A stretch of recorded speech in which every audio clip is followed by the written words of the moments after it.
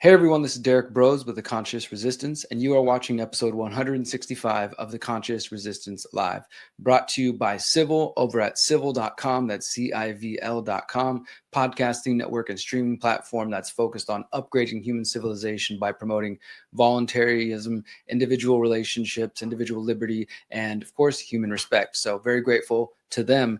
Tonight, our show is about technocracy, which is a recurring theme in my work, you may have noticed over the years. But we're also going to talk about freedom of speech and freedom of the press. Our first big story will be talking about my latest article, which I sort of teased a few weeks ago, and I finally had time to sit down and write it out. This is part one in a more than likely three-part, potentially four-part series called the Technocratic Trump Administration, and we'll be going through that first tonight, talking about public-private partnerships. The second story, we're going to continue our look at the expansion of the language around domestic terrorism and the first official arrest of some people associated with Antifa, the idea that this being deemed a terrorist organization despite being very decentralized, and what this means for the future, what it's going to, how it's going to affect our lives going forward. And in our third story, we'll talk about, again, another update, Trump's continued attack on media and universities. Two organizations, which I think many people in my audience and elsewhere out there in the so-called awake audience might really not have much sympathy for, like, hey, the education systems are indoctrinating my children and college kids, and the mainstream media has lied about so much, so who cares? Let Trump put all the pressure on them. But I wanted to talk about that from a nuanced perspective, as we typically do, and maybe help you think about why that's not good for us in the long term. Finally, another continuation of stories. We were kind of got a theme going tonight, picking up some threads I've been pulling. We're going to talk again about Venezuela. The majority of my show last week was all about recognizing how the language and the push for interfering in Venezuela, bombing boats in the middle of the ocean, is actually about regime change, and that this has been going on since Trump's first administration. Well, as soon as I put that out last week, there's been some new updates that are very important about covert action by the CIA potentially taking place very soon. I mean, it could be any day now in the Venezuelan area. So we're going to talk about that, and then we'll play a music video as we always do to conclude. And last week, you guys really enjoyed Alais Clay, who is the artist that ended the show. So we're going to play another Alais Clay song tonight. She's actually a good friend of mine, first an inspiration, then somebody I got to meet and perform with and interview with and talk with around, different things that we care about. And then she's actually on tour right now, going on tour with WFX in the UK and in Europe. So super stoked for her and all of the conscious fam, whether you're an artist, whether you're an activist, whatever you're about, guys. If you're here for consciousness, for raising the vibe and actually getting to truth, and most importantly, solutions, well, the Conscious Resistance is your home. We like to say that the Conscious Resistance is a true crime show for anarchists, for free thinkers, for critical thinkers, I would say, people who question the world, whether you're anarchist or not, because I do come at this as a journalist. I also talk about topics that are sometimes controversial, like the conspiracies, that I've been exploring, the pyramid of power, or ritualistic abuse of children, which is something else I've reported on.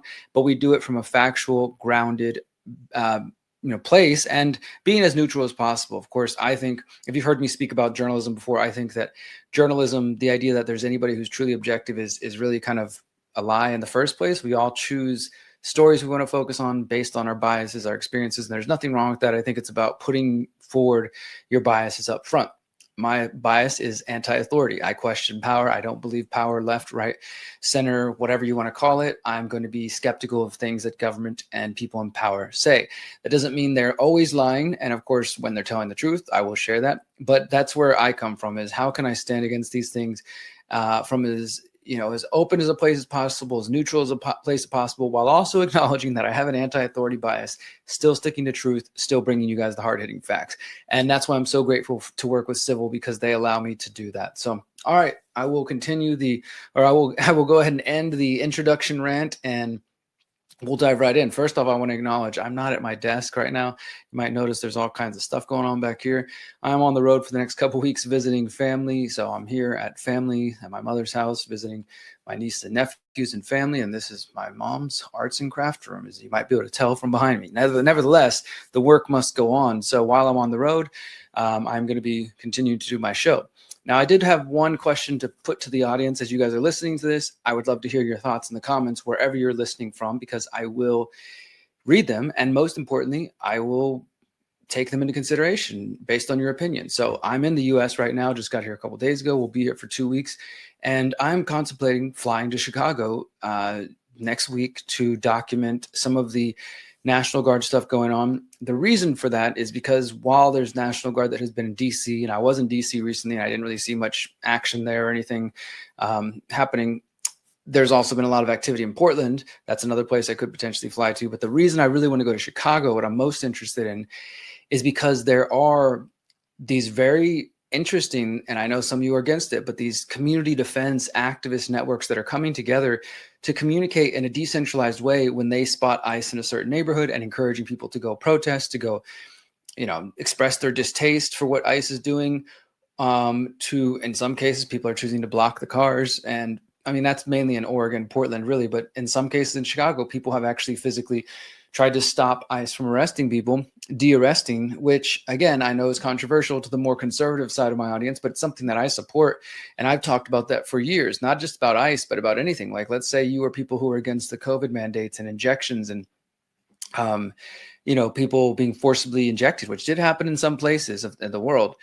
Well, I've said back then, and I've said before, the way to stop it is for people to get organized. And I've talked about freedom cells, the concept of mutual aid groups, decentralized groups coming together. And for the most part, we focus on freedom cells as applied to building community gardens, urban farming, opting out of the technocratic state, getting out of those systems as a group.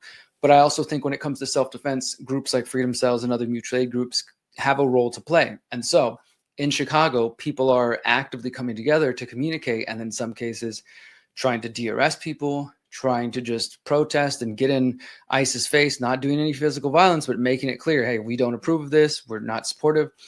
And it's obviously controversial, and some people are going to face legal repercussions because they're not wearing masks. Facial recognition cameras on the internet and elsewhere are going to get them.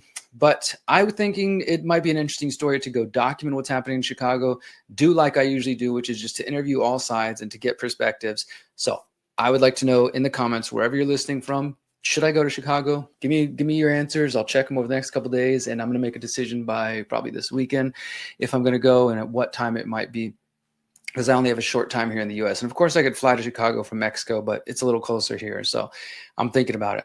All right. And before we get into the show, I also just again want to remind you guys that I have launched a 10-week challenge with Civil on the Civil platform. So everybody who's following along already on Civil, if you guys are watching this on the Civil platform, you know what's up.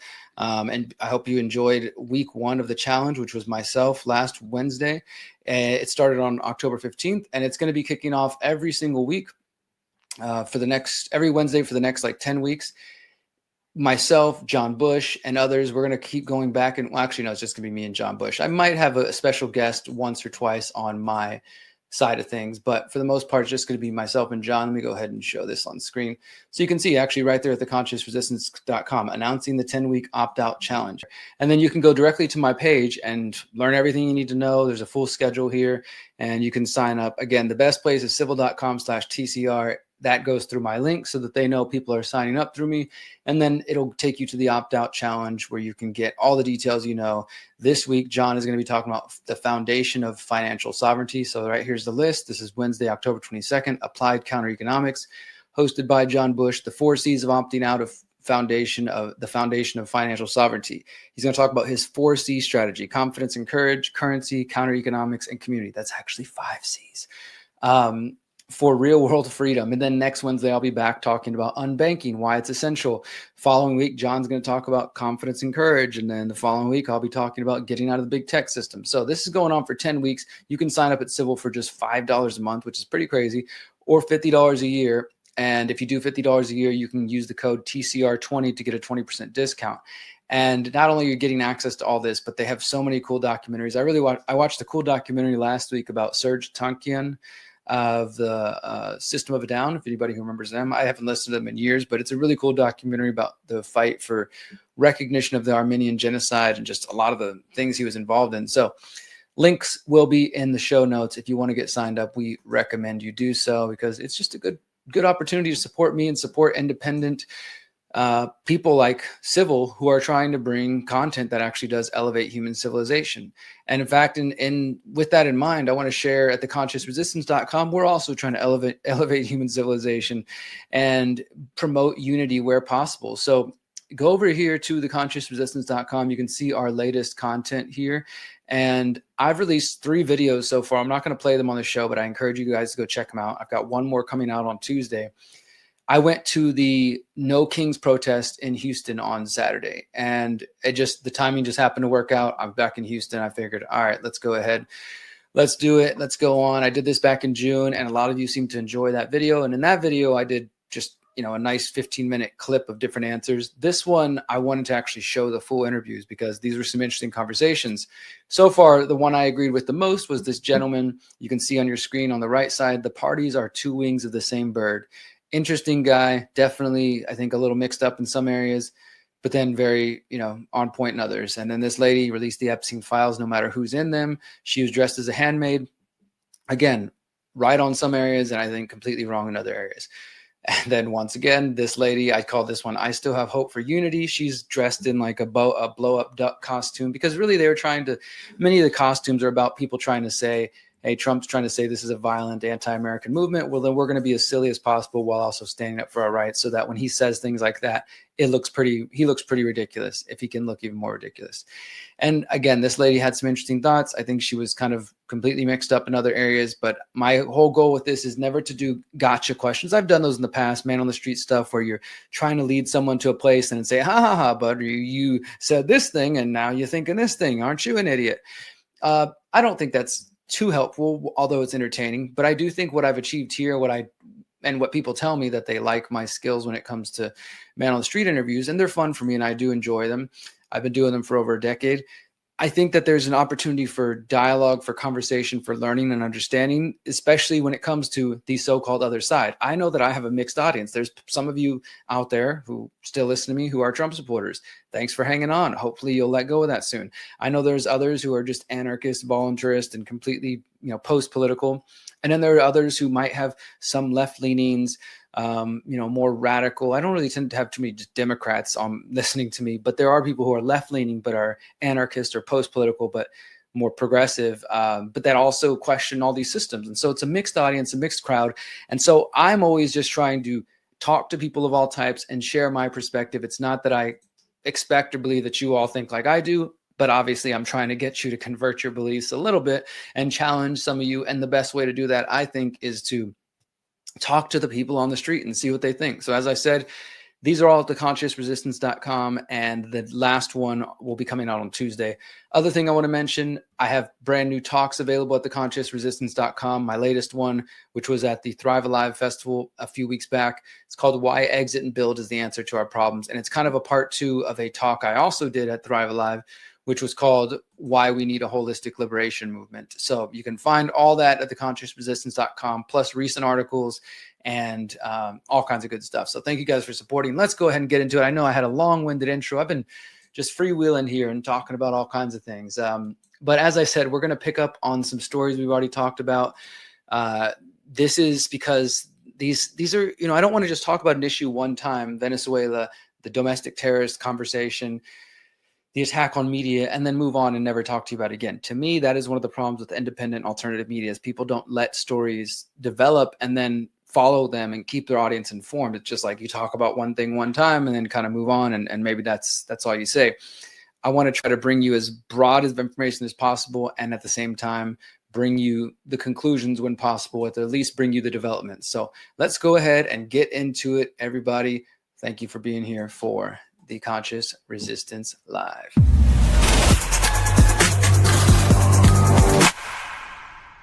All right, so this is my latest article for The Last American Vagabond.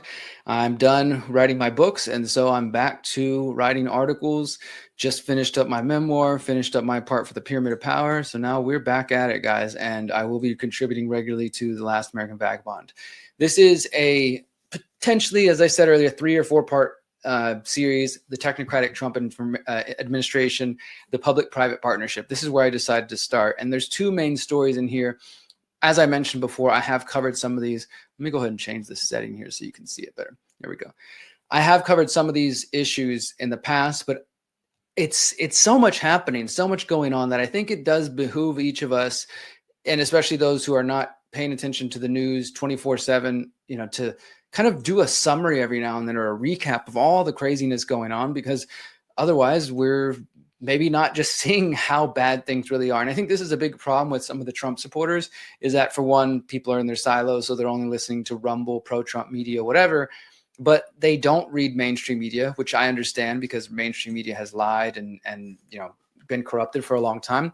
But what people fail to understand is that doesn't mean mainstream media is always wrong and that everything they say is lies. In fact, there's been some good reporting calling out things Trump has been doing, and both sides. I mean, same applies the other way, right? Of people who are truly suffering from TDS and just think everybody who likes Trump is a complete racist. They don't read or listen to anything outside their little liberal progressive bubble. They also suffer from the same thing. So I'm not trying to say it's just the Trump people. The problem is really being in silos. And when you're in a silo that is only telling you pro-Trump information all the time, you're going to miss the details that I'm sharing here. So let's go ahead and do it. Again, part 1, stay tuned for part 2 this coming week, and I'll cover it on next week's show. And I just want to set the stage here for what I was just describing about how quickly things are moving. In the 10 months since Donald Trump returned to the White House, his administration has sought to rapidly implement the agenda of his technocratic and Zionist backers. The sheer onslaught of daily developments is enough to overwhelm the average American who is attempting to keep up with the constant breaking news. This should come as no surprise, given that Steve Bannon, one of Trump's first political strategists, loudly proclaimed his goal to inundate the public with, quote, shit. In 2018, Bannon told Bloomberg, "The Democrats don't matter. The real opposition is the media. And the way to deal with them is to flood the zone with shit."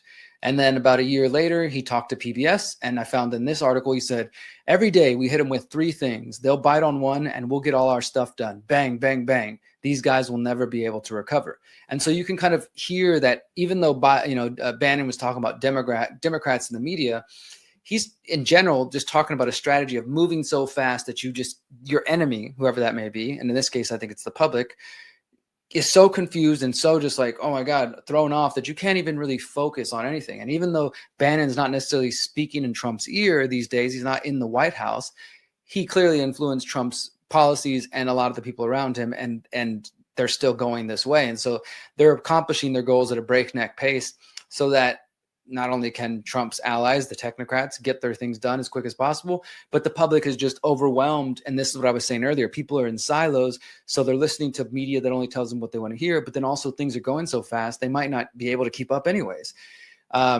So as I wrote here, Trump has allied himself with technocrats running the major tech firms. This includes big technocrats, which is, by the way, a term I'm trying to get out into the vernacular. Big technocrats. Instead of just saying big tech CEOs, they're technocrats. They run big tech. They're big technocrats.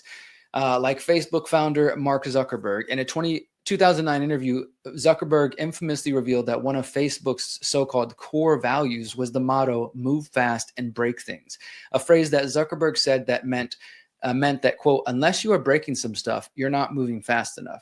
And he's talking about in terms of development and trying out new ideas when it came to big tech and to, their products. But I think in general, it's a philosophy about the way they move and act in the world.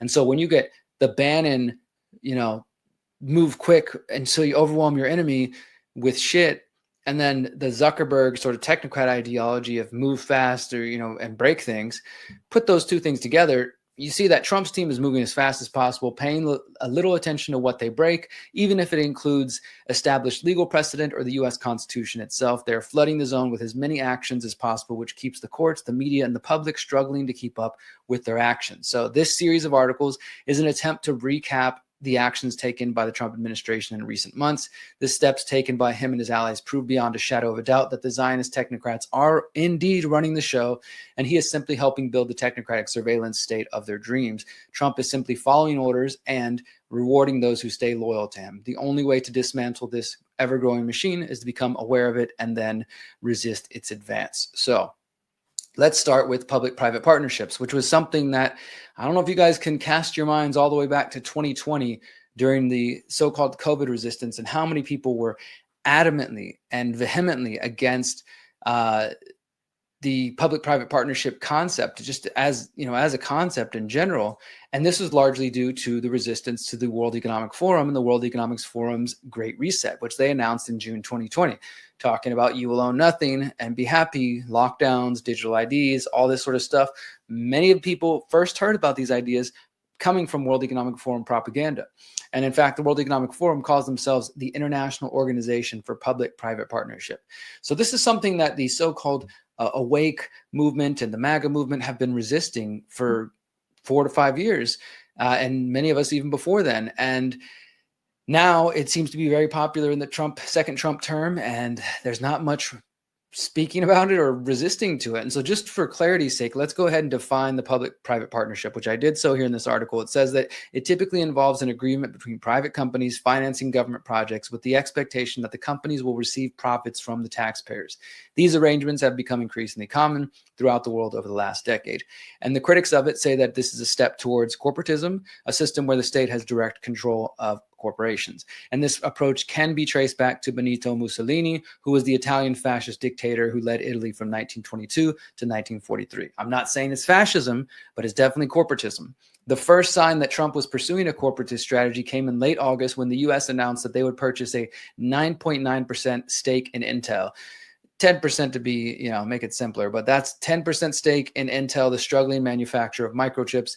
The U.S. is also going to pay $8.9 billion to Intel in exchange for this. So they're buying a 10% stake for $9 million. Where are they buying it from? The U.S. taxpayers. The government doesn't make any money. I mean, they print money, but they don't produce, they don't produce anything, do anything of value to be paid for other than try to micromanage your lives. So that 10 million came from the taxpayers, from the people, you being used to buy a 10% stake in the corporation.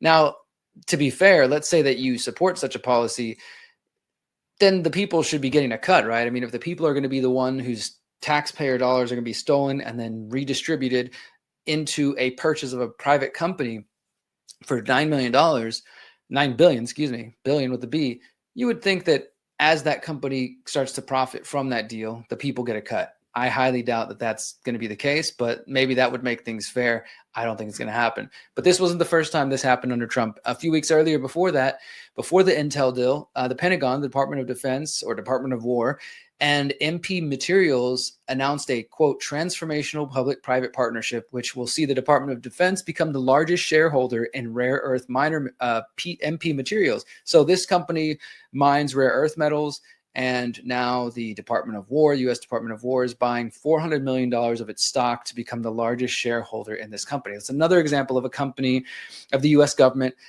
going in and buying stake in a company using taxpayer dollars because, again, they don't produce anything. After this, U.S. Commerce Secretary Howard Lutnick, who I've reported on quite a bit in his connections to Jeffrey Epstein, he's a former Democratic donor to Hillary Clinton, tied to Tether, tied to so many technocratic things. I encourage you to go back and watch my previous reports. Of course, has connections to Peter Thiel as well. He said that the U.S. is considering taking equity stakes in military-industrial complex contractor Lockheed Martin. And while speaking on CNBC recently, he talked about this. He said, quote, they're thinking about it. Speaking about the U.S. government, there's a lot of talking that needs to be had about how do we finance our munitions acquisitions. There's a monstrous discussion about defense. Lockheed Martin makes 97% of their revenue from the U.S. government. They're basically an arm of the U.S. government. So he's like, well, they're pretty much an arm of the U.S. government. We might as well buy stock in them. That hasn't happened yet, but it is something being discussed. And just as recent as this month, so October, Trump announced a $35.6 million partnership with Trilogy Metals, which will make the U.S. government a 10% shareholder company in the company. Coincidentally, this is where things get a little shady, right? So they announced a $35.6 million deal with Trilogy Metals, they deal in, as you can imagine, metals, mining company. And at the same time, as they're announcing this 10% stake in the company, they're also saying, oh, by the way, we're going to authorize this 211 access road to Alaska's, it's called the Ambler Mining District. And Trilogy, the company that the U.S. government is buying stake in, is the co-owners of Ambler Metals LLC, which happens to manage some of the projects that are trying to get started. They want to mine the copper and cobalt, which is in this 400,000 acre site in Alaska. It's called the Upper Kobuk Mineral Area, mineral projects. And so Trilogy Metals, has some plans for doing some mining in this 211-mile access road in Alaska, and Trump buys stake in their company and then approves their project. And wouldn't you know it, construction on this project had previously been blocked by Joe Biden due to concerns about the environment and Native American communities in the region. So Biden puts it on hold. Trump comes in, says we're going to buy stake in the company and we're going to approve the project. I mean, this is clearly quid pro quo. And thankfully, some people are seeing it. I know many of you out there are like, Derrick, he's a good businessman, are the deal, this kind of stuff, which is just retarded in my mind. You know, sorry if that offends you. I just think it is what it is. Like, you got to recognize that if this was the other side, quote unquote, so many people would be making so much noise about this, and rightfully so. They'd see, look, like people who talk about Biden, for example, and the attempts of the Biden administration with the Burisma, the Ukraine business deal. And people were like, oh, there's clearly quid pro quo going over there, and Hunter Biden's involved. Okay, but look, this is Trump doing very similar things. He's buying stake in Trilogy Metals, buying stake in, what was the other one? MP Materials, and then Intel. And I believe there's one other company, and his commerce secretary is talking about buying stake in Palantir or maybe Boeing or Lockheed. And he's authorizing a project for one of the metal companies right after buying stock in them. I mean, there's clearly quid pro quo corruption going on here. And if we're going to be a people that actually care about trying to not have corruption in politicians and in government, which I think is probably impossible, then we need to be consistent about it. Thankfully, there are some people who are being consistent. There is some American conservatives who have actually been critical of Trump's actions. One of them would be radio host Eric Erickson. And look, I don't know anything about this guy other than what I found here, so I'm sure he's wrong in a lot of other areas. So don't take this as an endorsement of him. But after the Intel deal, he said that Trump's actions were, quote, actual socialism. He says, you can't just be against socialism when the left does it. If you're not against socialism overall, guess what? You're going to get socialism. So if you support socialism, apparently Donald Trump is your guy. Now, of course, he's not the only one. And also, it should be mentioned that this is not the first time a U.S. president has sought to buy stake or to support, using taxpayer dollars, a private company. Most famously in our lifetimes would be the 2007-2008 financial crisis, when George W. Bush and Barack Obama as presidents took partial control of General Motors, Citigroup, and AIG. And this was, of course, an attempt, we were told at least, to prevent these companies from collapsing. Too big to fail, right? So they got to bail them out with taxpayer money to keep them alive. And at that time, though, Barack and George Baby Bush justified their action. They said it was necessary to prevent a nationwide collapse. Trump's are not happening in the middle of actions are not taking place in the middle of a nationwide collapse. It's just, according to some people, him doing good business. I think if you take it with the perspective of the broader, everything we're going to cover tonight and that I've covered in my previous shows, when you really look at the totality of Trump's actions, it's clear that this is some form of sort of corporatist nationalism going on, where he wants to not totally privatize these industries, which people would tend to call socialist or corporatist at the least, but he definitely wants, in the interest of the national interest in doing good business, to have some stake in a lot of these companies. And so it's some weird amalgam of socialism and nationalism. Where have we seen that before? And yeah, just some other kind of mishmash of policies that are, I guess, are, what people would call Trumpism. The other big thing I want to talk about in this one, we're talking about public-private partnerships now. We're talking about this intersection of the big tech and, in this case, mining companies. Well, another great example was the White House meeting with big tech executives. September 4th, Donald Trump and First Lady Melania Trump welcomed tech industry leaders to the White House for a dinner and discussion on the future of collaboration between the American government and Silicon Valley. And I talked about this at the time, but we'll get a little deeper here. This was the White House statements after this meeting in early September, building on the Trump administration's visionary AI action plan and the First Lady's leadership to support AI education. This public-private corporate collaboration, there they say it right there, is fueling unprecedented growth in infrastructure and innovation as the U.S. leads this new frontier of scientific breakthrough. As I've previously reported on the so-called AI action plan, This is just another way that for the relationships with technocrats like Peter Thiel and Trump to get kind of more solidified. And this dinner, bringing them all together, was simply just another step in that direction of the technocratic takeover of the American government. Big tech leaders in attendance included OpenAI CEO Sam Altman, Google co-founder Sergey Brin, OpenAI President Greg Brockman, Oracle CEO Safra Catz, Apple CEO Tim Cook, Microsoft founder Bill Gates, Microsoft Chairman and CEO Satya Nadella, Alphabet Inc. and Google CEO Sundar Pichai, and of course, Mark Zuckerberg. And the fact that Trump, to me, in my mind, just think about this. I mean, I was a part of launching the so-called expose Bill Gates movement. It wasn't just me, but I was working with James Corbett and there was other people in the 2020, 2021. We were really pushing for this expose Bill Gates, telling people on, I think it was like July 2021. And then we did it a couple of times saying, go to the streets, pass out flyers, put up signs, expose Bill Gates. And at that time, it was very much focused on, of course, the COVID mandates that were beginning, the injections, and overall, just when I did a whole 3 or 4 part series for T-Lab back in the day, looking at who Bill Gates really is and his family's ties to eugenics, and not from a conspiratorial perspective, but from the true crime fact-based perspective. And it was actually pretty successful. We made the news in a few different cities. There were some pretty big actions. We did it a couple times, of course, as typically happens. By the second and the third time, it pretty much the momentum had died down. Nevertheless, my point is there's been big movements and awareness against Bill Gates for some years now, but especially among the so-called conspiracy crowd, the health freedom crowd, the anti-vaxxer crowd. And now to turn around and to find Donald Trump dining at the White House with Bill Gates it's just astounding. And the fact that there's not more resistance, more people speaking up about it, I think is quite absurd. But, you know, now MAGA, I guess, is okay with Bill Gates. Other officials in attendance included White House AI and crypto czar and technocrat David Sachs and Trump's chief of staff, Susie Wiles. Altogether, there were, get ready for this, 33 power plays in attendance at the dinner, and power players. And look, here's even, let me go ahead and show you this Fortune magazine, Fortune website that clearly highlighted. It said, meet all 33 Silicon Valley power players at Trump's high profile dinner. And they say it several times, hosted 33 members. There was 33 attendees. And for those who know, you know, I mean, I've talked about the power of 33 recently in terms of the Charlie Kirk shooting, how many times that one popped up. They caught him in 33 hours. So I just thought that was interesting that they're highlighting there was 33 people in attendance. And that doesn't even, that's not, the number was less of the big tech people that were invited. But when you count Trump's people like David Sachs and Susie Wiles, you get to 33. So there was 33 people at this dinner.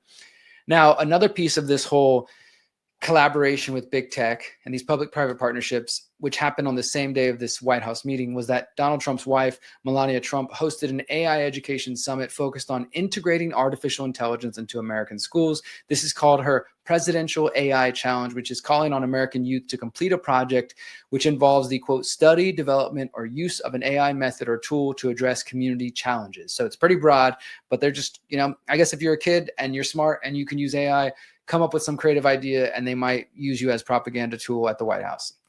The challenge also asks educators to focus on, quote, creative approaches to teaching or using AI technologies in K-12 learning. Now, for some parents, they don't want any AI involved in the kids' education, even though it's a useful tool. We all know that it's still a very much evolving and growing tool that needs to be, you probably shouldn't be experimenting with it by releasing it to the public first. This whole thing doesn't make any sense to me of how, you know, you've all heard the horror stories. I've highlighted several of them on my social media about people, young kids dying, suicide after talking to AI, and the AI basically teaching one of them how to tie a noose, which way would be the best way, and some of them developing unhealthy relationships with it. Like this thing, and maybe they have done, we can more than guess, done a lot of behind the scenes testing before they released it to the public, because the public technology we get access to is typically years behind what's privately available at big tech, you know, networks or the military. Nevertheless, they're clearly allowing this thing out into the wild, and it's an experiment of how it's going to interact with our minds, with the young kids' minds, and the idea of just integrating it further into education right now. I'm not saying you shouldn't use it all. I know some will say that. Whatever, though, they need to be careful, and obviously they don't want to be careful. The continued Trump-ing of AI as a solution for the U.S. is no surprise given the Trump administration's close relationship with so many big technocrats who stand to benefit because they need to build data centers so they can power their AI models, so they can power all the things they're doing, and they need to buddy up with Trump to get it done. But the announcement of integrating AI into the American education system was not applauded by all sectors of society. You have Sasha Haworth, executive director at the Tech Oversight Project, talked about how the developments of AI, these latest developments, were not about altruism, but about how big tech companies are trying to get away and avoid any legal consequences for their products. She says, he or she, I'm not sure, Sasha, as public outrage against their lethal products continues to grow, big tech CEOs are seeking shelter behind President Trump, hoping to buy their way out of the many lawsuits and legislation coming to hold them accountable. So that could be true. All we can say for certain is that we're only 10 and a half months in Donald Trump's first year and his second term, and he is embracing public-private partnerships as a way to empower his big tech buddies. And when we understand the philosophy that guides them from people like Curtis Yarvin and others, then we should understand that having these men in power and gaining more money and more influence is not going to benefit the average American. And I don't think it's something we should just be blindly embracing. Next week, in part 2 of my series, well, actually this week I'll be publishing it, and next week I'll be going over it on the show. I'm going to talk about how Trump's working with the technocrats to consolidate control over American legacy media, as well as social media, of course, things like TikTok, but there's other areas as well where they're really trying to recreate the same things they said they were fighting, like censorship and things of that sort when it comes to social media, as well as gaining more control of the corporate media, which we're going to talk a little bit about tonight. But yeah, you can find this article, my friends, at thelastamericanvagabond.com. Again, I'm back to writing weekly articles over there, and I will have that in the show notes for anybody who wants to check it out. All right, so the next story we're going to pick up here is just a short one. It's just going to be a brief update on our look at the domestic terror claims. And I've been warning the past few weeks about how these domestic terror accusations, and really for years, how calling your political enemies domestic terrorists, domestic extremists is a race to the bottom. It's not going to go anywhere good. And this is now the latest movement is Donald Trump kind of designating Antifa a terrorist organization, domestic terror organization, which there's no legal definition for yet in the United States. So that's already on some shaking territory. It's going to have to eventually get to the courts. But what's going to happen in the meantime? How many people are going to, be rounded up or locked up? This is just a couple of days ago. Democracy docket. DOJ brings first terror charges under Trump's Antifa order. A federal grand jury Thursday charged 2 men with terrorism-related offenses over their alleged involvement in an attack on an immigration detention center in Texas earlier this summer. Now, you might have heard about this one. This was definitely a pretty crazy story. The charges are the first time the DOJ has sought and secured terrorism charges citing the President Donald Trump's executive order, which designates the anti-fascist Antifa movement as a domestic terrorist organization. Pam Bondi announced the charges on social media, saying that this proves Antifa is a left-wing terrorist organization. They will be prosecuted as such. So, just again, that language is being used. Now, I want to say in this particular case, there's clear evidence of violent intent. And based on the group's private messages and public stances, you could argue that they were trying to cause political terrorism. And terrorism is, of course, the effort to instill fear or terror in the public. And you could sometimes be a terrorist with no specific political message. In this case, they clearly do have a political message. So on one hand, it does fit the bill. I don't think we should be allowing the government to be focused on domestic terrorism. But I think that this is at least a case that you could say it fits what they're claiming that they're going after. And at the same time, I still think it's going to be used to kind of normalize this, that the government could start rounding people up and saying they're domestic terrorists. And as I talked about last week, knowing what we know about the FBI's involvement in entrapping people and claiming Muslims and people from brown-skinned people from around the world are terrorists, we've seen that plenty of times. And if we allow them to just do that without any kind of repercussions, well, it could get pretty bad, guys. So we need to be paying attention to that. We need to make sure that we don't just normalize that sort of thing, even if in this first case, it does seem like the people probably fit the bill of terrorists. Cameron Arnold of Dallas and Zachary Evans of Waxahachie, Texas, were among several people arrested over a July 4th shooting outside an immigration and Customs Enforcement facility in Alvarado, Texas, during which a police officer suffered a non-fatal shot in the neck. For their alleged roles in the shooting, they are charged with providing material support to terrorists, attempted murder of federal officers, and firearms offenses. Under U.S. law, providing general support to terrorists is legally distinct from knowingly supporting a designated foreign terrorist organization. The two actions are prosecuted under different statutes that have separate conviction requirements. It says here, the indictment alleges that the two men were part of a North Texas Antifa cell. This is where things might get a little bit shady and uncertain, but we'll have to see what they actually provide in court as evidence. The document claims that Antifa is a, quote, militant enterprise made up of a network of individuals in small groups, primarily ascribing to a revolutionary anarchist or autonomous Marxist ideology that seeks to overthrow the U.S. government. One of the attorneys said that he had not seen evidence to support the terrorism charges and believes the DOJ brought them for political reasons. This is the defense attorney of one of the defendants. Trump signed this Antifa executive order earlier this year, of course. So it goes on. And I will include this article, but I also do have a link to the actual court filing here, the indictment. Late on 4th of July, 2025, a North Texas Antifa cell of at least 11 operatives clad in black and donning masks, some of whom were wearing body armor and carrying firearms, attacked the Prairie Land Detention Center in Alvarado, Texas. The DHS was using Prairie Land to house illegal aliens awaiting deportation. Members of the Antifa cell began shooting fireworks toward the facility and vandalizing vehicles and a guard shed. Alarmed at the presence of people near the facility late at night, correctional officers inside went outside to investigate. Other DHS personnel called local police. Within minutes, an officer from the Alvarado Police Department arrived on the scene, stepping out of his cruiser and began issuing commands to a black-clad figure running towards another black-clad figure holding a rifle. One Antifa member, co-conspirator number 1, yelled, "Get to the rifles." Seconds later, co-conspirator 1 opened fire on the officers, striking the Alvarado police officer in the neck area as the unarmed correctional officers ducked and ran for cover. The wounded officer fell to the ground but was able to return a few shots. Co-conspirator 1 continued to fire additional rounds until his rifle jammed. The attackers then left the scene. Police arrested most of the Antifa cell shortly after the attack, many near the scene, including Zachary Evitz. Police arrested Cameron Arnold the following day.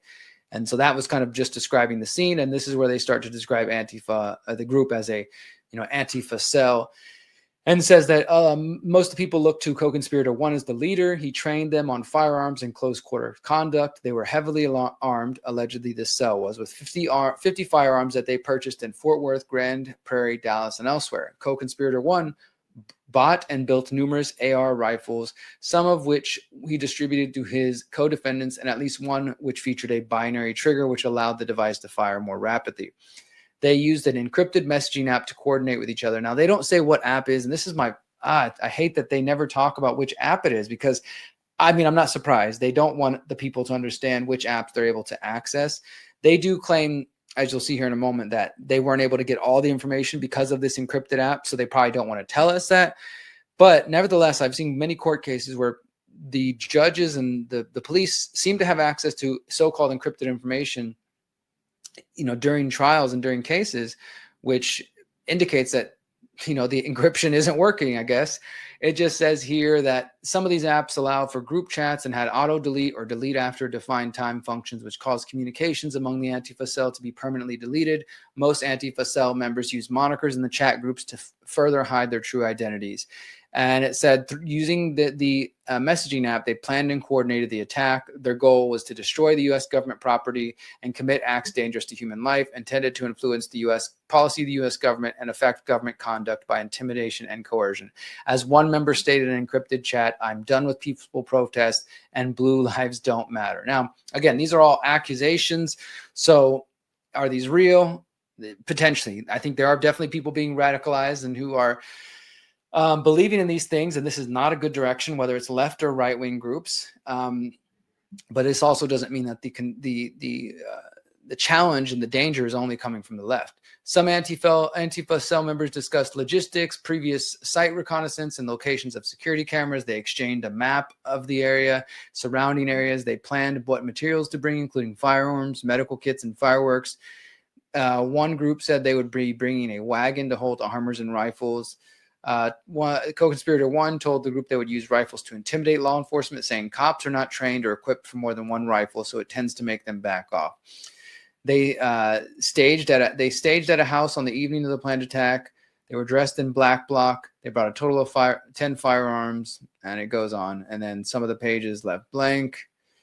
So they're being charged. So yeah, this is, I think, again, maybe a case that actually does fit the bill of what some might define as domestic terrorists. But either this is a false flag and they're using it as justification to kind of see, look, we're justified in calling Antifa terrorists, and now we need to pass all these other laws, or it's real because people are being radicalized, not only because there are shitty things Trump's doing, but because people are idiots and thinking that going and bombing an ICE facility is somehow going to lead to liberty or freedom in some way.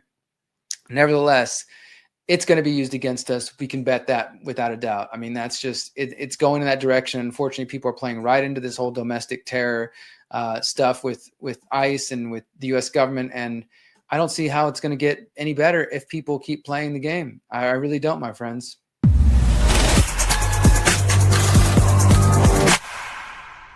All right, let's pick it back up with the next story. Our continued look about the ways that Donald Trump is going after the media and free speech. And as I said a couple moments ago, this weekend, next week, my next piece in my series about the Technocratic Trump Administration is going to look at some of this attack on the Pentagon press corps, and then, of course, different things that Trump is doing to try to intimidate and consolidate the media. And what I think is really sad about this, let me just digress for a moment. What I think is really sad about this is that because of the obvious deficiencies, the obvious guilt of the corporate mainstream, or as I prefer, deadstream media, not too many people have sympathy for them. So when Trump does something which is shown to us in the form of, look, Trump's making fun of the mainstream media, he's attacking them in this different way. A lot of people, a lot of so-called truthers, freedom fighters, just justice activists, whatever you want to call yourself, are like, yeah, look, Trump's really sticking it to the man. He's sticking it to the corporate deadstream mainstream media. And it's like we celebrate that as if it's a win for us. On one hand, again, it does feel good to see somebody call out the corporate media, but that doesn't mean where he's saying, and we need to embrace the independent media. Sure, he will embrace MAGA independent media, the mainstream alternative media, and invite them to the White House for Epstein binders, or to hold an Antifa roundtable. But those people are all pretty much, I consider, propagandists. Nick Sorter, Andy Ngo, these other people, maybe they've done a good thing here or there, but for the most part, they're just establishment hacks that just repeat the mainstream establishment talking points. So Trump can kind of speak against the corporate media, and then he's like, see, and then we're going to welcome in the independent media, which is really just pro-Trump media. And for all we know, based on recent leaks from WikiLeaks and elsewhere, these people could be the folks that are getting paid $7,000 per post to promote pro-Israel things. The point is, I don't think we should get stuck in this dichotomy or this binary of, we know the corporate media is up to no good. So when Trump attacks media and the freedom of press and the freedom of speech, we celebrate it like it's a good thing for us, because that's not necessarily the case. And this Pentagon story, I think, is a great example, because if you haven't heard, I've been covering it, but if you just missed it somehow, Trump's Department of War, again, that's what they want to call it, Pete Hegseth, the Secretary of the Pentagon, has announced and is now implementing new measures for the Pentagon. And they say this is to reduce leaks. They were talking about wanting to make journalists take lie detector tests. They were limiting access to where the journalists could go. And again, I've said this last week. On one hand, I understand from their perspective, of course, they're not going to let people roam the building because they don't want people to develop sources. They don't want people to talk to military officials. They don't want them to do their job. And so there's always this push and pull from the empire that wants to suppress the truth, and the people and the press that's trying to get the press out, right? I get the truth out. So of course, they're going to try to limit what people have access to. But generally speaking, as this article here, the last days of the Pentagon press corps, from The Atlantic says, I've been evicted from a building I've covered for 18 years. I'll keep doing my job anyway. This is from a reporter at The Atlantic, and just describing the last couple of days as they were packing up their bags and their boxes and leaving after a 21-year career at she talked to a police officer who'd been there for 21 years. She'd been there for 18 years. So there's been this history, this precedent set since the 60s, of having the media in the Pentagon and having a space where the media could broadcast live from and could ask questions. And of course, leaks are going to happen. That's the nature of good journalism, is people develop sources.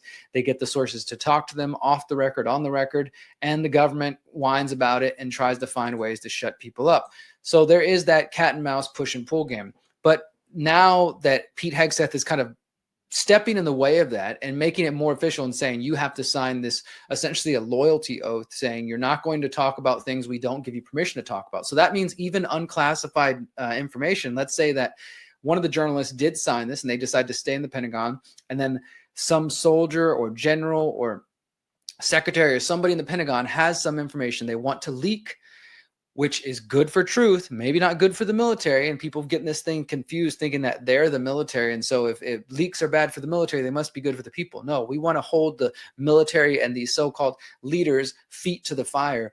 And we do that by getting the truth out, whether they like it or not. So whenever they're trying to have these journalists sign loyalty oaths saying they're not going to report on things that are, not approved, well, then they're basically silencing the truth in the future and into the coming generations. So the vast majority of all the journalistic outlets that were at the Pentagon said no. In fact, the only journalistic outlet that said yes was One America News, which, again, I'm sure they've reported on a couple of good things here and there, but come on, by and large, they are pro-Trump media. And so, of course, they're like, yeah, we'll sign some loyalty oath. But the vast majority of the mainstream media and any remaining independent media did not sign this measure and is now out of the Pentagon. And so what repercussions will this have, guys? I don't know. I encourage you to read this short article, again, with the caveat that she's a mainstream journalist, so you might not agree with everything she says, but just hear the experience of what a journalist is saying, that these sort of unprecedented actions that Trump is taking. You don't need to be left or right to fit in those bubbles to see that that's not a good thing, guys. Think about what stories might not be reported in the future because either the military is now more afraid to try to leak things, or they have less access to journalists in general because the journalists aren't in the building anymore. And as she talks about here too, she says that some of the claims Pete Hegseth made, surprise, surprise, were overblown and just not true. Like the idea that the media was just roaming through every single hall and every building, every room in the building. She says that's just never been the case in her 18 years there, that there always have been some restrictions, but yes, they have the ability to move around and to interact with people. And that can lead to relationships, and that can lead to sources, and that can lead to information getting to the public, which is so desperately needed. Unfortunately, now with the steps Trump is taking, that's not likely to happen, my friends. That's, I don't see how this is going to end up good for any of us. I don't see why anybody would be out there embracing this or celebrating it. I don't know. It just seems like this is going to be a step headed in the wrong direction. Let's continue talking about steps in the wrong direction. Unfortunately for tonight, we got quite a few of those. We're going to talk about the attack on the universities. Now, let me take you back a couple months ago to July 23rd, this article from Politico. Columbia University settles its costly battle with the Trump administration. The Ivy League school agrees to pay $200 million to settle investigations into alleged violations of civil rights. And of course, this is related to Columbia allowing the anti-Israel protest, which Trump and others framed as pro-Hamas protest. So the administration at Columbia said, Columbia's reforms are a roadmap for elite universities that wish to I think this is a Trump official saying this. Columbia's reforms are a roadmap for elite universities that wish to regain the confidence of the American public by renewing their commitment to truth-seeking, merit, and civil debate. I believe they will ripple across the higher education sector and change the course of campus culture for years to come. So first of all, they're framing this as if, because so many people, again, understandably, just like they're against the mainstream corporate deadstream media, they're against universities. Like these universities are introducing LGBTQ plus transgender stuff and pro-vaccine this and progressive ideology and Marxism this. They're infecting the youth's minds. So people don't have a lot of sympathy for the college universities. Now there's truth to that, but it's not complete truth. I think it's a biased truth, but there is some truth to that. Just like all education system, in case you didn't realize, the indoctrination doesn't start at college. It starts from the first day you put your kid in a public education system, FYI. But the Trump administration alleges that Columbia had become a hotbed of anti-Semitism and failed to protect Jewish students and faculty. though many in the campus community and beyond view the administration's response as infringing on academic freedom and free speech. The university, which has lost 2 presidents during the actions, said it does not admit to wrongdoing as part of the settlement, but it said in the statement that it, quote, affirmed the institution's leaders have recognized repeatedly that Jewish students and faculty have experienced painful and unacceptable incidents and that reform was and is needed. So they frame this like because of the quote unquote pro-Hamas protests, the Jewish students were hurt and they felt isolated. And again, maybe some people did feel that way. That doesn't mean that you got to get the freaking university to bend the knee. Trump sues all these different universities, basically saying comply. And I talked about this months ago, how part of the deals that they're making with them is also kind of controlling their speech, saying that the Trump administration gets to help them develop curriculum and policies to make sure that it's friendly to Jewish students. It's obviously something that benefits the Zionist lobby. Columbia has an endowment of more than $14 billion, significantly larger than the vast majority of universities in the country, but small in comparison to Harvard, which has more forcefully rebuked the administration's demands. The $400 million in frozen federal funding had already sharply restrained the university's ability to conduct research. So that's the other thing is, besides threats, the Trump administration's like, well, you want that federal funding we give you guys for research? Well, then bend the knee to us, say you're going to, you're sorry, and turn pro-Israel. So the $221 million in settlements was a substantial cost, but the school had said that they had not only had $400 million in grants frozen, but that the majority of its $1.3 billion in annual federal funding placed on hold. So again, they're holding them hostage. The prospect of that continuing indefinitely, along with the potential loss of top scientists, would jeopardize our status as a world-leading research institution. So they held them in the grip and basically said comply or you'll lose your money and lose your funding. And part of that, of course, is they tried to coerce them in different ways. Now, here's a more recent up-to-date one. This is coming from the New York Times the last couple of days. Universities are standing up to Trump. A White House proposal for special funding treatment crossed the line for several schools. Some say it feels like a turning point in the federal government's battle with higher education. Let's just take a quick look at this one. A White House proposal for special funding treatment crossed the line for several schools. Says the White House is confronting academia's most forceful pushback to its quest to remake the American higher education system as top universities reject its proposal to reward schools that embrace Trump's priorities. On campuses and in Washington, professors and policymakers alike are weighing whether Trump, who has reveled his campaign to upend higher education, has finally overreached. For months, his campaign faced only sporadic resistance, but over the last week, Brown University, MIT, the University of Pennsylvania, and the University of Southern California have all rebuffed the White House push to give preferential funding treatment to schools that show allegiance to Trump's agenda. Brown's decision is a case study of how the White House may have misjudged its own strength and academia's nerve, especially once one of Trump's aides said that 9 schools initially chosen to consider the proposal were, quote, good actors. After Trump's officials abruptly moved to shut off federal money in April, Brown settled with them. So this is the kind of difference. This is what they mean by this is a good case study. Because first, Brown complies, like I was just showing you a moment ago, Columbia did. But when the Trump administration returned this month and asked the school to consider its ideology for funding compact, it refused to sign. Think about that, an ideology for funding. They wanted them to sign this agreement after they had already said, okay, we'll settle with you for millions of dollars. They came back and said, okay, we'll sign this agreement too, saying that you're not going to promote certain ideologies or you're going to support ideology and you'll get funding. But Raya Gupta, a Brown freshman who helped organize opposition to the proposal on the campus in Providence, Rhode Island, said, the compact itself just so egregiously and blatantly violated our ability to function as the institution that we are right now that it is very easy for people to get fired up about it. Previously, Harvard had only been the only school to defy the Trump administration, refusing a list of demands that were intrusive enough that even some of the university's critics said the school had no feasible choice but to push back. Harvard sued soon and won a crucial ruling just last month. In case you hadn't heard that, some of them are actually beating Trump in court.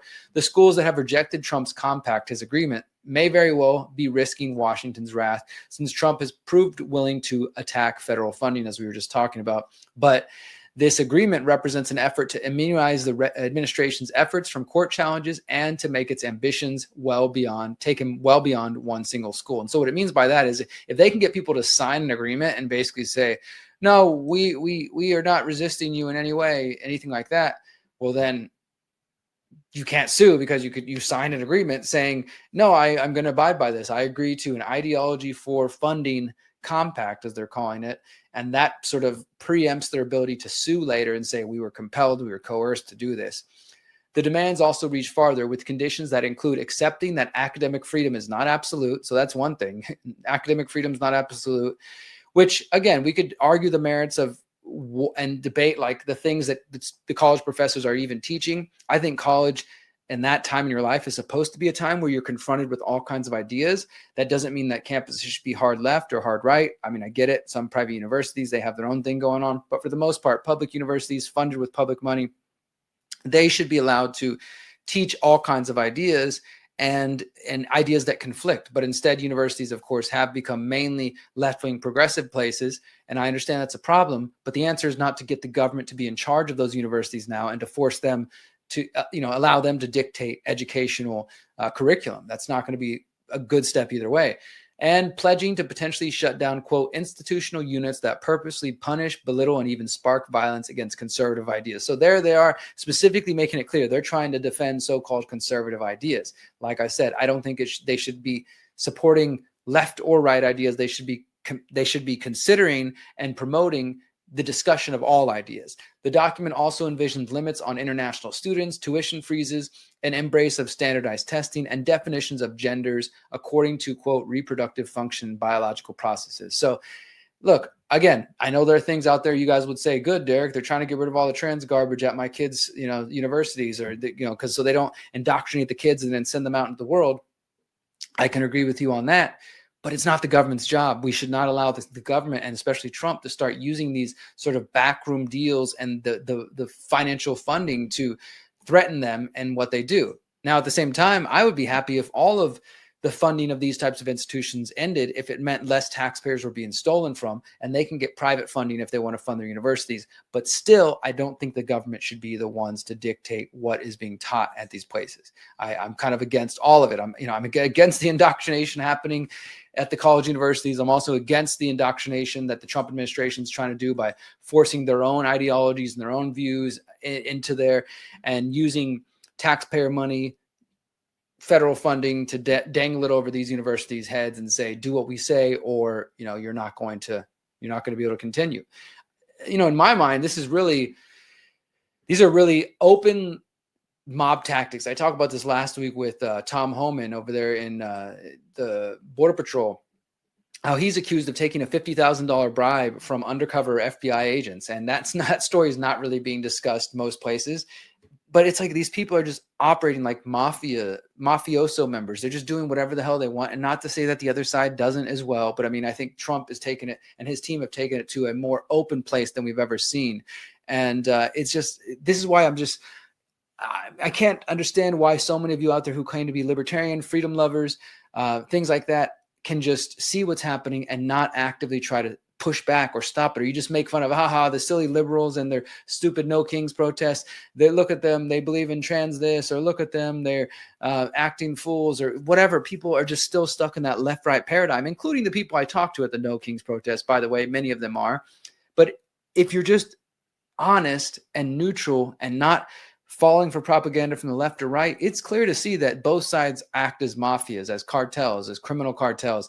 Trump and his team are just making it more out in the open than ever. And I guess maybe in one way that's a positive, because you can kind of say, well, the mask is being ripped off. It's all out in the open now. But at the same time, nobody seems to be resisting. In fact, the people like some of you out there that I thought cared and were the resistance movement seem to be actually embracing it now, instead acting like Trump is a good guy or something. It blows my mind, but nevertheless, we got one more story to cover. We'll be right back.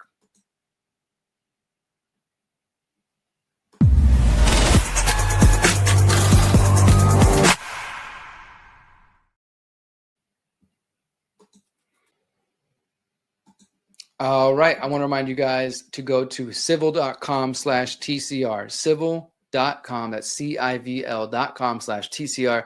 Guys, this is the best place where you can sign up for Civil and let them know that you support my work, you support what they're doing. Want to remind you again, we're hosting this 10-week opt-out challenge that started last week, October 15th, continues this Wednesday night with John Bush. As they wrote here, My part is 5 weeks. The total thing is 10 weeks. Over 5 weeks, journalist Derrick Broze will break down how individuals who value privacy stay free in a world requiring digital IDs for work and travel.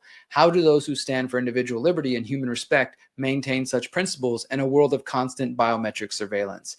And you can sign up for $5 a month, $50 a year. Use the code TCR20, TCR20 if you want to get a 20% discount code. By the way, that's only temporary. That code is not going to be lasting forever into the future. So I encourage you to make use of it right now. It's a pretty good deal. $50 a year minus 20%. You get access to the 10-week challenge. You get access to all of the Pyramid of Power, including the final episode coming next month, November. You'll be the first to watch it on Civil for 5 weeks before it goes public at the end of the year. We're also got a new documentary coming out called Liberation 2030, and they have a whole host, a library of all kinds of other awesome content that is worth your time and attention. And all you have to do is pay $5 a month or $50 a year, use the 20% code TCR20 and enjoy it. And again, the website, civil.com/TCR. That'll be linked wherever you're watching in the show notes. Okay. My final story of the night is picking up this thread about Venezuela.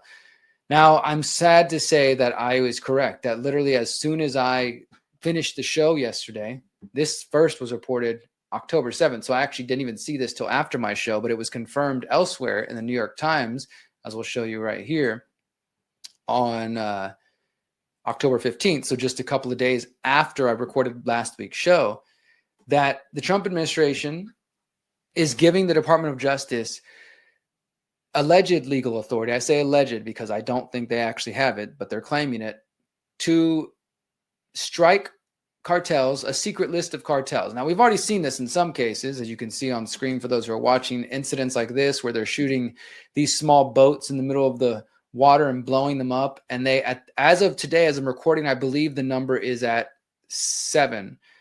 Here, let's go ahead and use CIA Google real quick. We'll do this live. Trump boat strikes. Let's just see that. I think there was another one today. Trump administration strikes a 7th alleged drug boat, killing 3. That was yesterday, CBS News. Fact-checking Trump's claim that each boat striked off Venezuela's coast. Now, yeah, let's look at this. He claimed that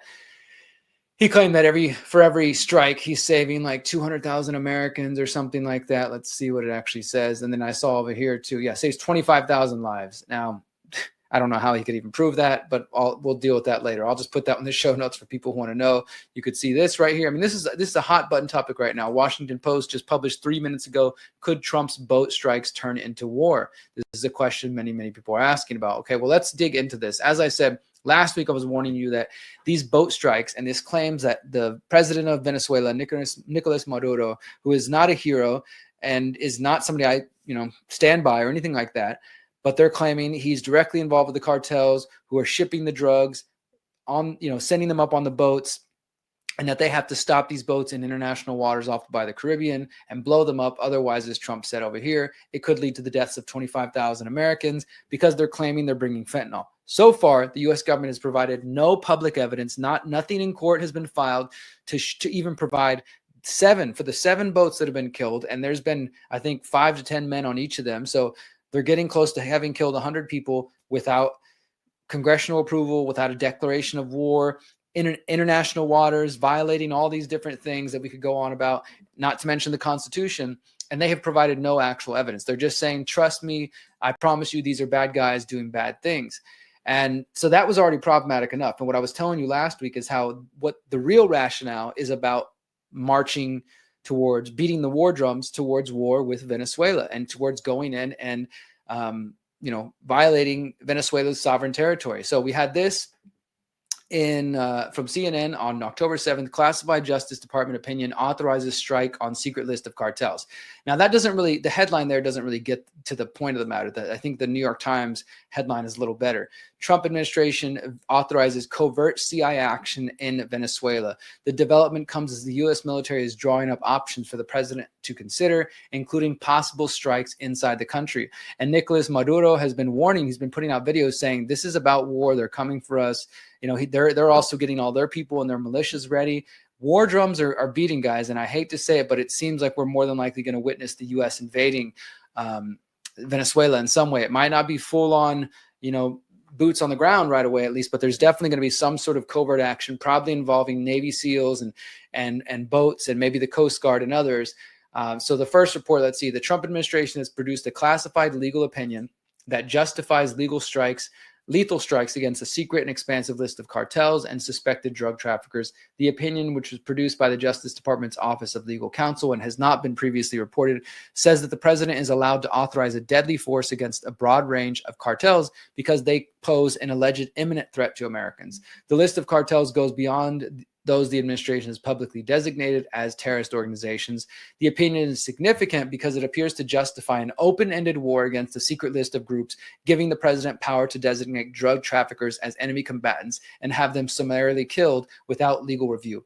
Historically, those involved in drug trafficking were considered criminals with due process rights, which means that they have to be brought before a court. You don't just kill them and blow them up in international waters, with the Coast Guard interdicting drug trafficking vessels and arresting smugglers. That's how things have previously been handled. And by the way, Trump said that he can't trust the Coast Guard. He's like, we've been trying that for 30 years. It's not working. So we have to start bombing them. And so he's basically just not having much faith in the Coast Guard and his own people, and trying to use that as an excuse to claim that the bombing is necessary. You had Sarah Harrison, former associate general counsel at the Defense Department, who now works as a senior analyst at the Crisis Group, said, quote, "If this opinion authorizing strikes on cartels is as broad as it seems, it would mean DOJ has interpreted the president to have such extraordinary powers that he alone can decide to prosecute a war far broader than what Congress authorized after the attacks on 9/11. So this goes even further than 9/11. She also continued, by this logic, any small, medium, or big group that is trafficking drugs into the U.S., the administration could claim it amounts to an attack against the U.S. and respond with lethal force. That is not a good thing, but I feel like so many of you out there are going to freaking support it. The Defense Department's memos to lawmakers last week outlining the legal basis for a series of strikes leaned heavily on this opinion, sources say. Lawmakers have repeatedly asked the DOJ and the DOD for a copy of the legal opinion as recently as last week, but so far they have not provided to Congress. So not even congressional lawmakers, the people you allegedly vote to represent you, the people you vote to who claim they're going to represent you, they haven't even seen this. And so now, first it was reported on by CNN, now it's being reported by the New York Times. They're making it more clear. This could allow for covert action against Maduro and CIA. By the CIA. The Trump administration secretly authorized the CIA to conduct covert action in Venezuela, according to U.S. officials. This is the latest step in the Trump administration's intensifying pressure campaign against Venezuela.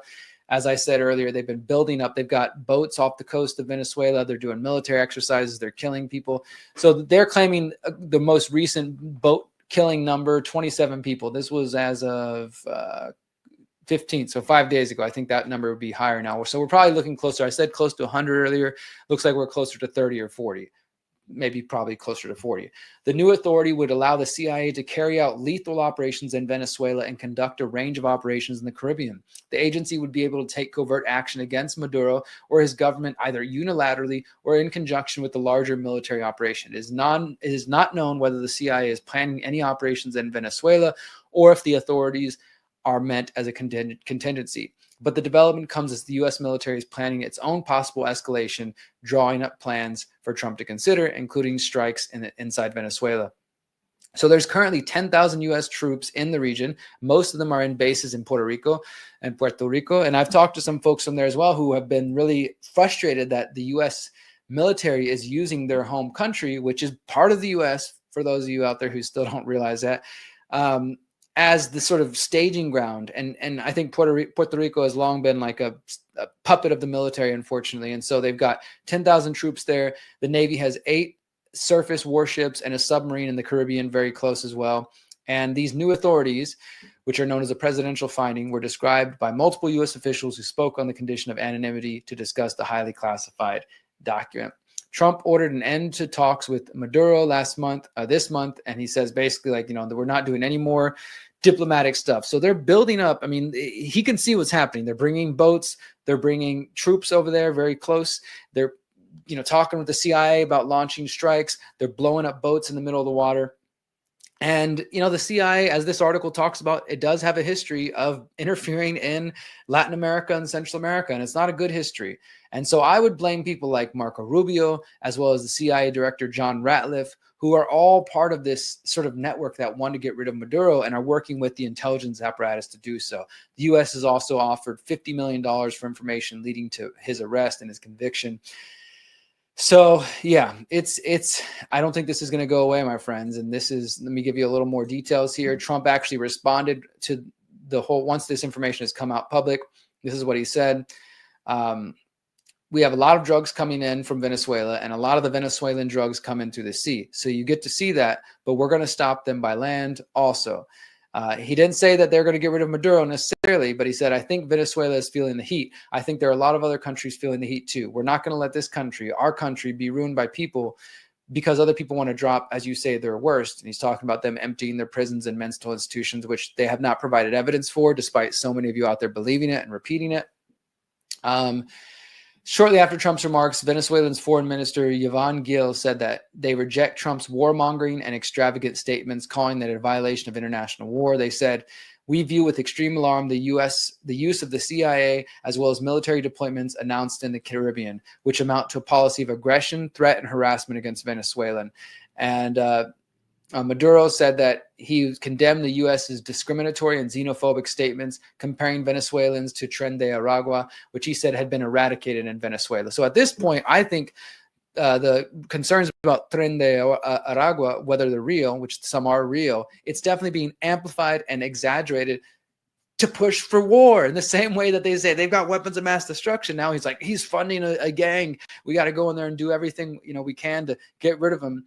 And Maduro said, not war, yes, peace. That's what his message was to the American people. Again, I'm not saying this guy's a hero, but he clearly doesn't want war. He clearly doesn't want to be the next Gaddafi or the next Saddam Hussein.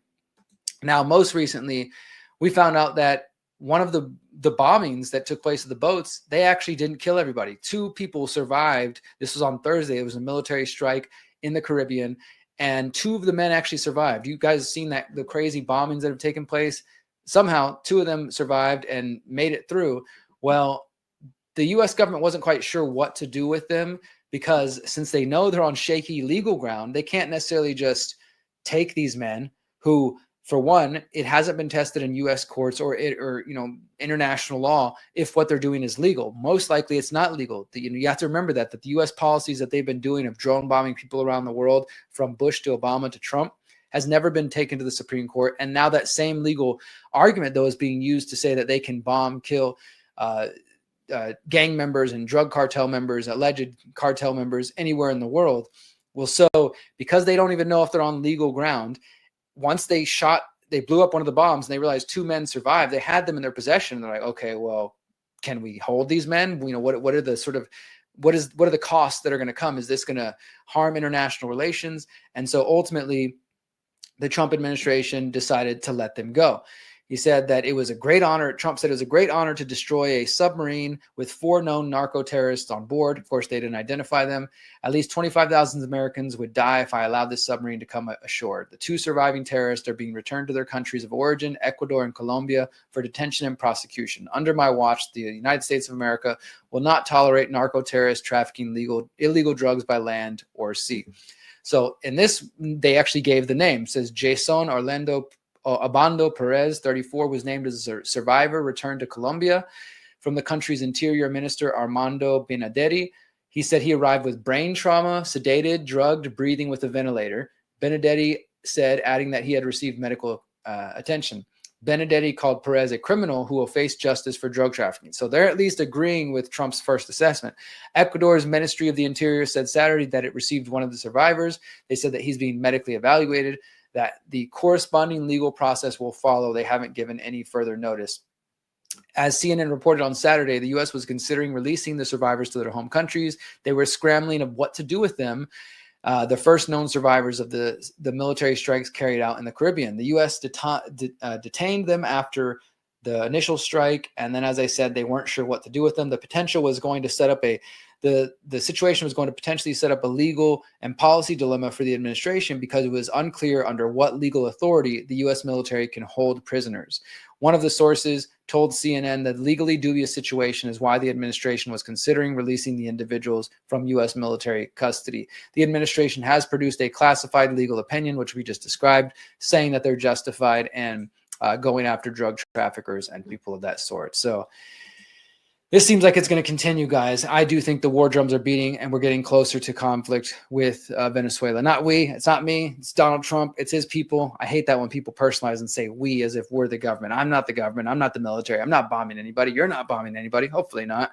So we need to put the blame with them. It's not on us. But I do think we're headed towards, the U.S. is headed towards a war with these people. And unless there's a large resistance movement, which even then, who knows what would happen, then it's definitely going to go forward, unfortunately, my friends.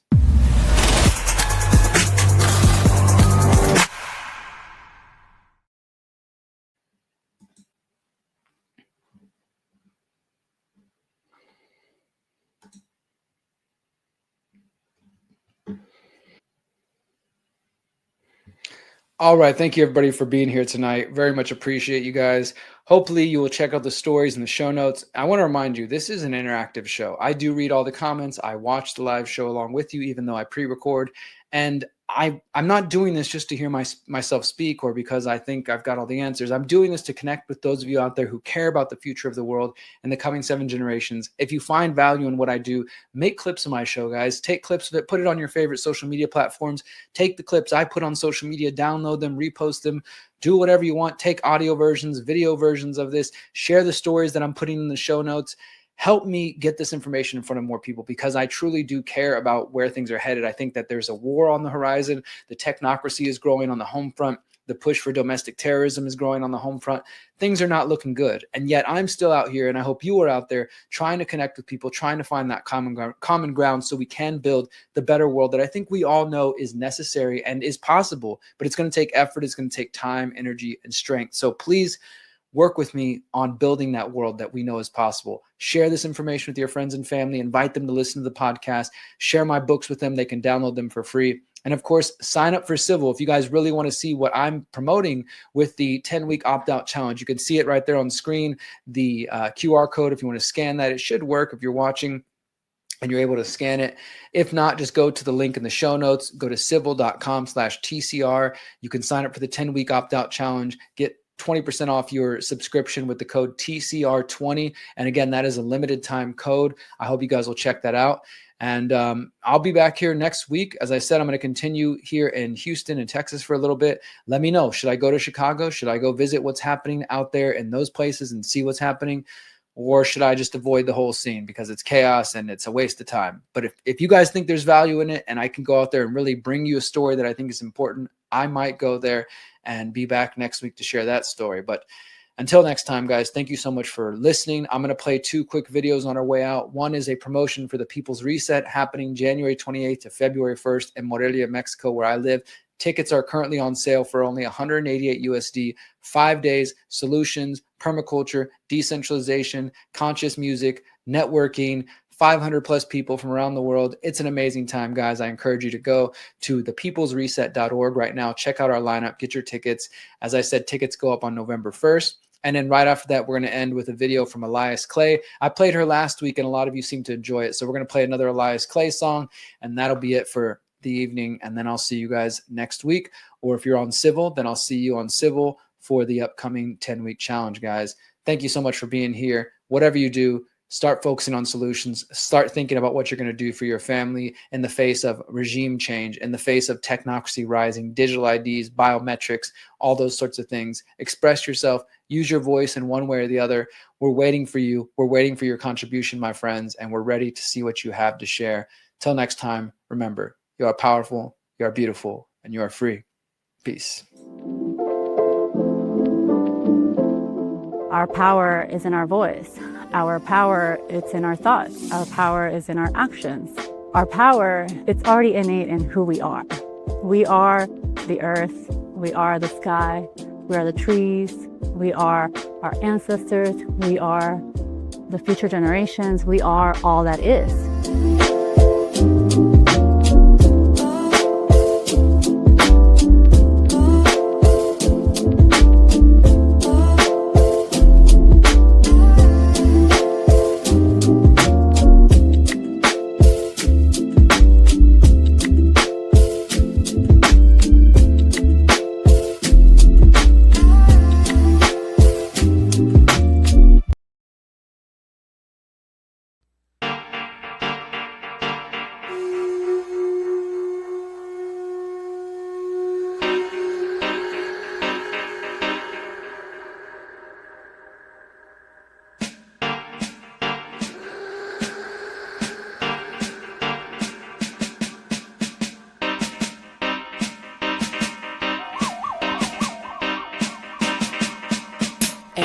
Dread, Alais Clay, reaching all time, reaching all space. Yeah. Aliens go and drop that beat, release the rhythm, let it take over me, washing over like the waves by the sea. Any weights that I'm carrying, inhale and release.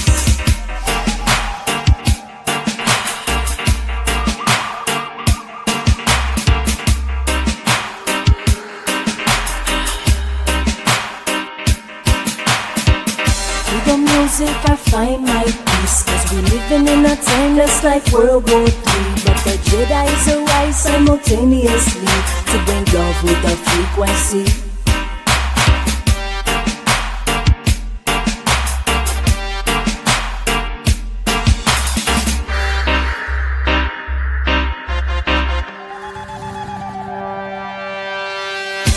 Venimos a elevar la frecuencia. ¿Cuál será tu circunstancia? Música sanadora para la gente. Este sonido si te alcanza. Desde la selva y la casa de tu barrio, conectando con el audio. Desde el presente hasta el futuro y el pasado, así que siempre hemos sanado.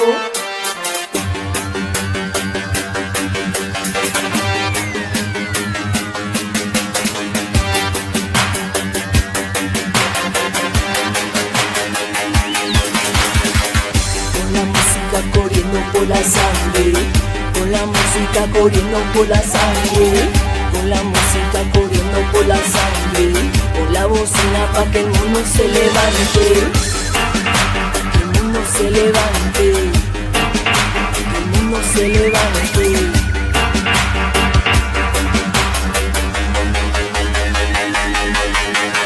Wake up, wake up, wake up, wake up, despiértense. Wake up, wake up, wake up, wake up, despiértense. Wake up, wake up, wake up, wake up, despiértense. Wake up, wake up, wake up, wake up, despiértense.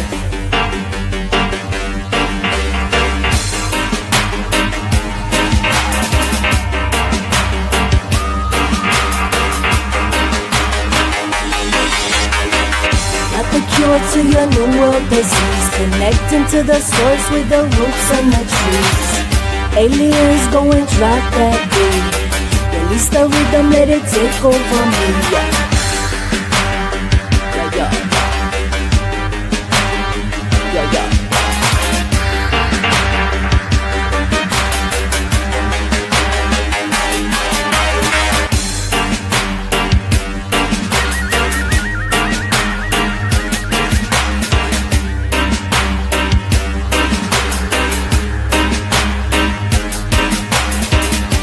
Venimos a elevar la frecuencia. ¿Cuál será tu circunstancia? Música sanadora para la gente.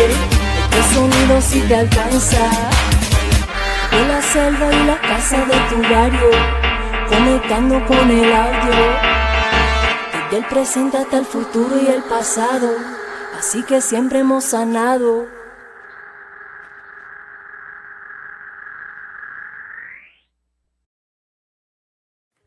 Since 2012, the Conscious Resistance Network has been an independent media organization focused on empowering individuals through education, philosophy, health, and community organizing. We work to create a world where corporate and state power do not rule over the lives of free human beings.